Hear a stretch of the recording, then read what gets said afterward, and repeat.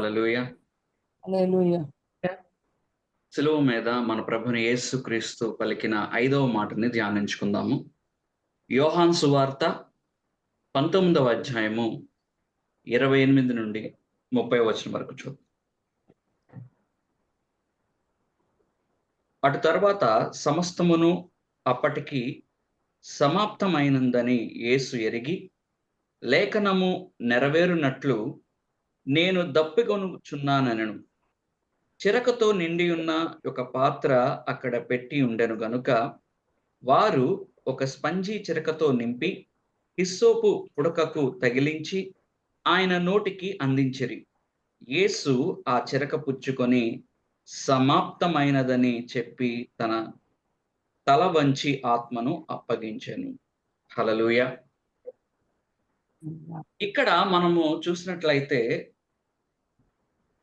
సమస్తమును అప్పటికి సమాప్తమైనదని యేసు ఎరిగి. చూడండి, సిలువ మీద పలికిన 7 మాటల్లో ఇందాక సహోదరులు చెప్పిన విధంగా మొదటి 3 మాటలేమో ఆయన ఇతరుల గురించి చెప్పడం జరిగింది.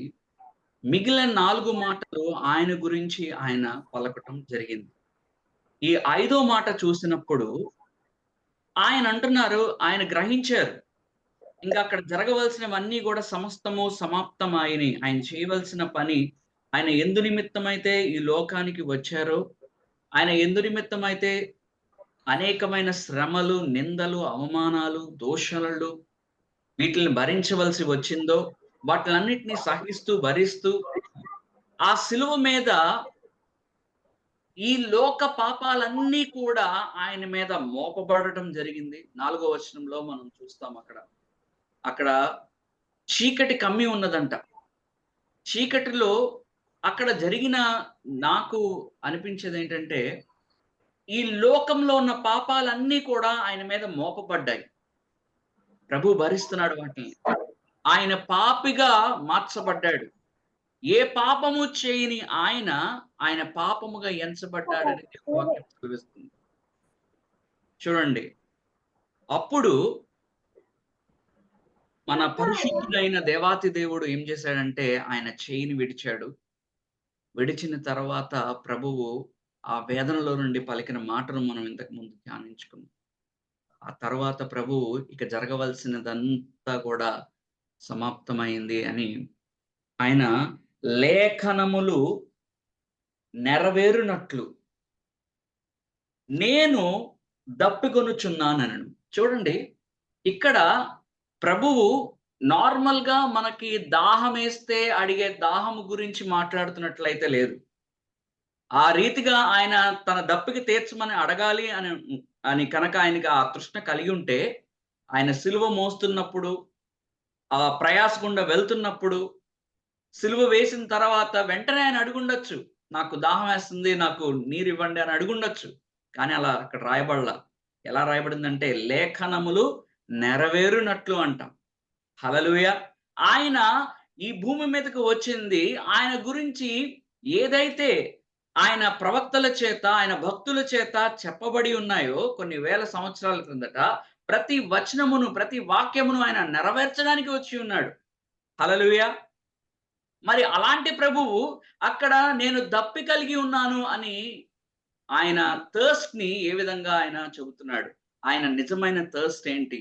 ఆయన దప్పిక ఏంటి? అనేది మనం ఆలోచన చేసినట్లయితే, ఒకసారి కీర్తనలు 69వ అధ్యాయము, కీర్తనలు 69, 21వ వచనం ఒకసారి చూద్దాం. వారు 69, 21. వారు చేదును నాకు ఆహారముగా పెట్టిరి, నాకు దప్పి అయినప్పుడు చెరకును త్రాగనిచ్చిరి. హల్లెలూయా. చూసారా? హల్లెలూయా. ఈ మాట కీర్తనలో రాయబడి ఉంది. అది అక్కడ నెరవేర్చబడింది. అది కూడా నెరవేర్చబడింది. సమస్తము నెరవేర్చబడ్డాయి. అయితే ప్రభు యొక్క దప్పిక గురించి మనం చూద్దాం. కీర్తనలు 22వ అధ్యాయము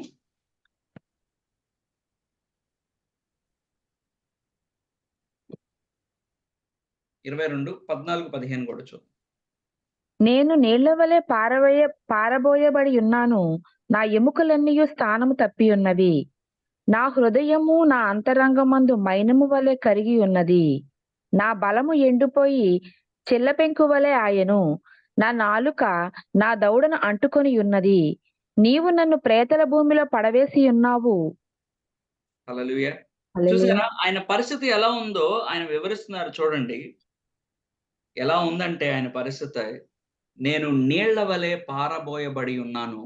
నా ఎముకలన్నీయు స్థానము తప్పియున్నవి. నా హృదయము నా అంతరంగమందు మైనము వలె కరిగి ఉన్నది. నా బలము ఎండిపోయి చిల్ల పెంకుల వలె ఆయెను. నా నాలుక నా దవడను అంటుకొని ఉన్నది. నీవు నన్ను ప్రేతల భూమిలో పడవేసి ఉన్నావు.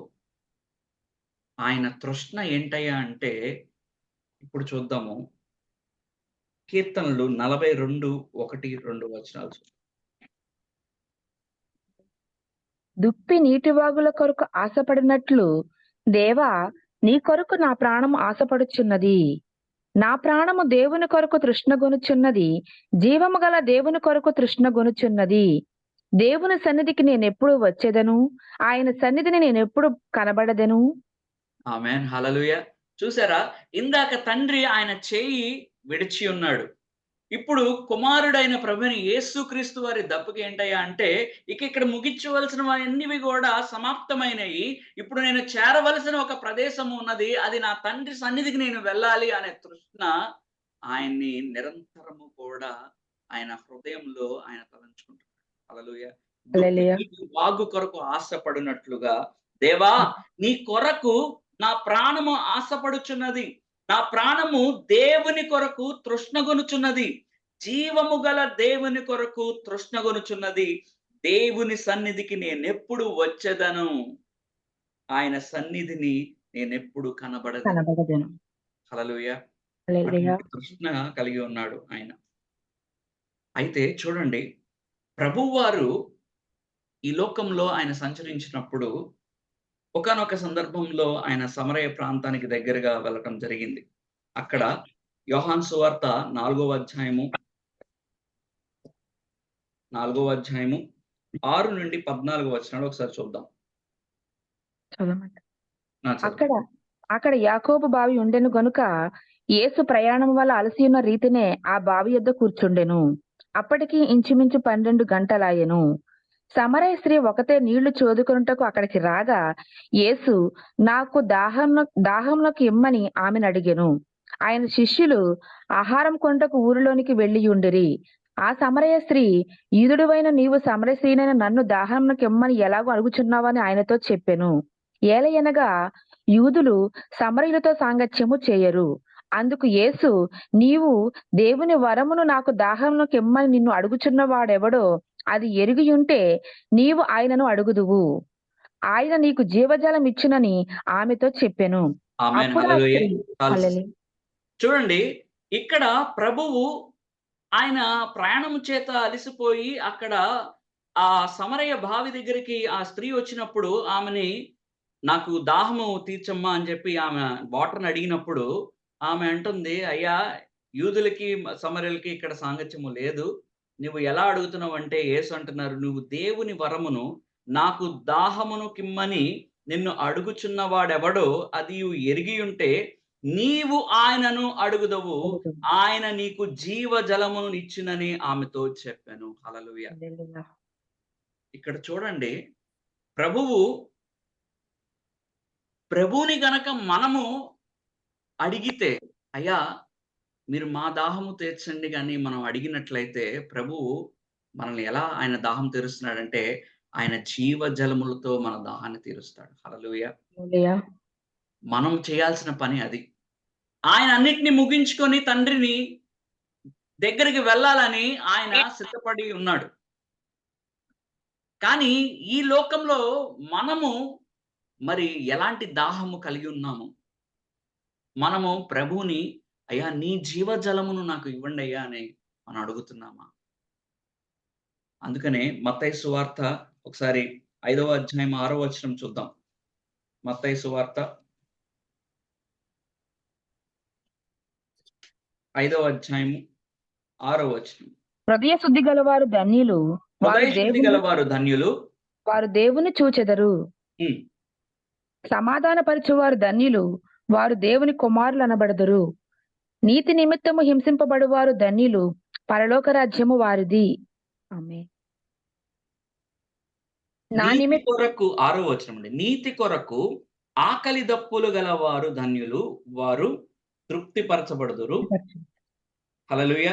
ఇంగ్లీష్‌లో ఏమంటుందంటే, you thirst and hunger for righteousness. Thirst and hunger for righteousness. నువ్వు నేను పడాల్సిన ఆ దాహము, ఆ తృష్ణ దేని గురించి అయి ఉండాలంటే నీతిని సంపాదించుకోవాలి. అది మన స్వనీతి, మన స్వంత కార్యముల చేత మనం పొందుకునేది కాదు కానీ, ఆయన ద్వారా మనం పొందుకునే నీతి. అది ఆయనిచ్చు నీతిని గురించి మనము దాహము కలిగి ఉండాలి. ప్రభువు ఇచ్చు ఆ జీవ జలముల కొరకు మనము అట్టి దాహము కలిగి ఉండాలి. హల్లెలూయా. హల్లెలూయా. మరి ఈ రీతిగా మనం ఎప్పుడైతే ప్రభువు సన్నిధి కొరకు, ఆయన సన్నిధిలో మనం కనబడాలి, ఆయన సన్నిధిని మనం పొందుకోవాలి అనే తృష్ణ మరి ఈ రోజున మనకి ఎంతమందికి కలిగి ఉంటున్నాం? నిజంగా ఆయన సన్నిధి కొరకు మనం తృష్ణ కలిగి ఉంటే, ప్రభువు ఏ రీతిగా అయితే ఆయన హృదయం పగిలిపోయింది. గెత్సెమనే తోటలో ఆయన ప్రార్థన చేస్తున్నప్పుడంట, ఆయన చూడండి ఆయన చెమట రక్తముగా మార్చబడినంత విధంగా మారిపోయింది. ఎంతో దుఃఖించాడు. ఎంతో వేదన. ఆయన శిలువ మీద పడబోతున్న ఆ శ్రమ గురించి వేదన కాదు. తండ్రి నుంచి ఆయన వేరుపరచబడబోతున్నాడనే వేదన. ఎప్పుడు కూడా ఆయనతో సాంగిత్యము కలిగిన దేవుడు, ఆయనతో అనుదినము నడుస్తున్న దేవుడు, ఆయన చెయ్యి ఎప్పుడు విడవని దేవుడు, ఆ రోజున శిలువ మీద విడిచిపెడుతున్నాడే, నేను తండ్రికి దూరంగా వెళ్తున్నానే. ఎందుకో తెలుసా? నిన్ను నన్ను కూడా ఆయనతో పాటు ఆ నిత్య జీవంలోనికి తీసుకువెళ్ళటానికి. హల్లెలూయా. ప్రభు హల్లెలూయా. అన్నిటిని సహించాడు, భరించాడు.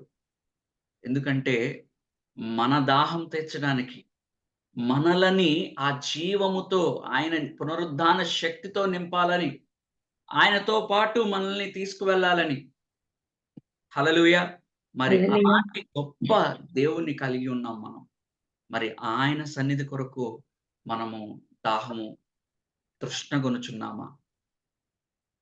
చూడండి ఈ లోక ఏచ్ఛలు, ఈ లోకంలో ఉన్న కేర్స్ ఇవన్నీ కూడా మనల్ని లాగేస్తా ఉంటాయి. చాలా సార్లు దేవునికి ఇవ్వాల్సిన సమయం ఇవ్వకుండా లోకంలోనే మనం ఎక్కువ సమయం గడుపుతూ ఉంటున్నాం. కానీ దేవునికిచ్చే కొద్ది సమయమునైనా క్వాలిటీ టైమ్‌ని మనం ఇవ్వగలుగుతున్నామా? నీ పూర్ణ హృదయముతో, నీ పూర్ణాత్మతో, నీ పూర్ణ బలముతో నీ దేవాతి దేవుడిని ప్రేమిస్తున్నావా? ఆయన సన్నిధి కొరకు నువ్వు తృష్ణ కలిగి ఉంటున్నావా? ఈ రోజున ఒకసారి మనం అందరం కూడా పరిశీలన చేసుకుందాం. దేవుని సన్నిధి కొరకు, దుప్పినీటి వాగుల కొరకు ఆశపడినట్లుగా నిరంతరం ఆయన సన్నిధి కొరకు నేను వెళ్ళాలి, ఆయన సన్నిధికి వెళ్ళాలి అనే ఆశ నీలో ఉంటే ప్రభువు నీకు మార్గము సరళం చేస్తాడు. హల్లెలూయా. హల్లెలూయా. నిన్న సాయంకాల సమయమందు మేమందరం కూడా విజయవాడలో బాప్తిజం కార్యక్రమానికి వెళ్ళాం. ఆ కార్యక్రమానికి వెళ్ళాలి అని చెప్పి నేను ప్రిపేర్ అవుతూ ఉన్నాను. కరెక్ట్‌గా ఆహ్, మార్నింగ్ 9:30కి మెసేజ్ పెట్టారు. మీకు 4కి ఎలక్షన్ మీటింగ్ ఉందని. ప్రభువా! ఇదేంటి ప్రభువా! కరెక్ట్‌గా అదే టైంకి అక్కడ గ్యాదర్ అయ్యి వెళ్దాం అనుకున్నాం ప్రభువా! ఏంటి ప్రభువా! ఇలా జరిగింది అని చెప్పి నేను వెంటనే మా పై అధికారులకి ఫోన్ చేసి ఉన్న విషయం చెప్పేసాను. సార్ మాకిలా ప్రేయర్ ఉంది నేను వెళ్ళాలి అని చెప్పాను. "నువ్వెప్పుడు ఇలాగే అడుగుతావేంటయ్యా? నువ్వేంటి ఎప్పుడు ఈ పర్మిషన్‌లు అడుగుతూ ఉంటావంటే" "లేదు సార్ రేపు మాకు గుడ్ ఫ్రైడే ఉంది. ఇవాళ బాప్తిజమ్స్ ఉన్నాయి. నేను వెళ్ళాలి సార్" అని చెప్పి ఏమి దాచకుండా ఉన్నది ఉన్నట్టు చెప్పేసాను. చెప్పేస్తే, "సరేరా నువ్వు ముందు ఒక అరగంటో, గంటో ఉండి వెళ్ళు" అని జెప్పి ఆయన ముస్లిం. సరే అని జెప్పి "ముందు రా నువ్వు" అని జెప్పి రమ్మన్నాడు. పర్మిషన్ ఇవ్వలా. ఇంక అలాగే ప్రార్థన చేస్తా ఉన్నా. "ప్రభా! ప్రభా! మీరే మార్గం సరళం చేయండి." ఇక వెళ్ళాను. అందరికంటే ముందు వెళ్ళిపోయా. 4 కంటే పావు తక్కువ 4 కల్లా వెళ్ళిపోయి అక్కడ కూర్చున్నాను. నేను కూర్చోగానే ఆయనొచ్చాడు. మా పై అధికారి. Sector officer. వచ్చి చూసాడు. అంతా ఓకే. ఆయన కూర్చొని ఇంకా ఆయనతో పాటు ఇంకా రావాల్సిన అధికారులకి ఆయన ఫోను చేస్తుంటే, "వాళ్ళు రావటం లేదు. ఇవాళ మీటింగ్ క్యాన్సెల్ చేయండి" అన్నాడు. హల్లెలూయా! దేవా! నీకే మహిమ కలుగును గాక అనుకున్నాను. దేవా! నీకే మహిమ కలుగును గాక. అయ్యా! మీ సన్నిధి కొరకు మేము ఆశపడితే ప్రభా నాయన మీరు ఖచ్చితంగా మా మార్గము సరళం చేసే గొప్ప దేవుడు నాయన. మీరు గొప్ప దేవుడు నాయన అని చెప్పి ఆయన మహిమపరుస్తూ ఆ మీటింగ్ వెంటనే ఒక 10 నిమిషాలు ఉండి అక్కడ ముగించుకొని వెంటనే బయటకు వచ్చేసాను. హల్లెలూయా. నీ హృదయంలో దేవుని సన్నిధి కొరకు నువ్వు ఆశపడినట్లయితే ఆయన ఖచ్చితంగా నీ ఆశను తీర్చే గొప్ప దేవుడు. మరి ఆ రీతిగా నీవు కూడా మరి ఆయన సన్నిధి కొరకు తండ్రి సన్నిధిలో నేను గడపాలి. ఆయన వాక్కుని నేను తెలుసుకోవాలి. ఆయనను తెలుసుకోవాలి నేను. అందుకనే ఒక మాట ఉంటది. తమ దేవుని ఎరుగు వారు అంట. బలము కలిగి గొప్ప కార్యాలు చేస్తారు. అందరూ కాదండి. ఎవరైతే ఆయన హృదయాన్ని అర్థం చేసుకుంటారో, ఆయన తలంపులు అర్థం చేసుకుంటారో, ఆయన చిత్తాన్ని అర్థం చేసుకుంటారో, వారు గొప్ప కార్యాలు చేస్తారు. హల్లెలూయా! ఆ రీతిగా దేవుడు మనల్ని ఆయన చేతుల్లో బలమైన సాధనలుగా వాడుకొనుగాక. ఈ కొద్ది మాటలు మన వినికిడిలో దేవుడు ఫలింపులోకి తీసుకొచ్చును గాక. ఆమేన్. ఆమేన్. ఆమేన్. నెక్స్ట్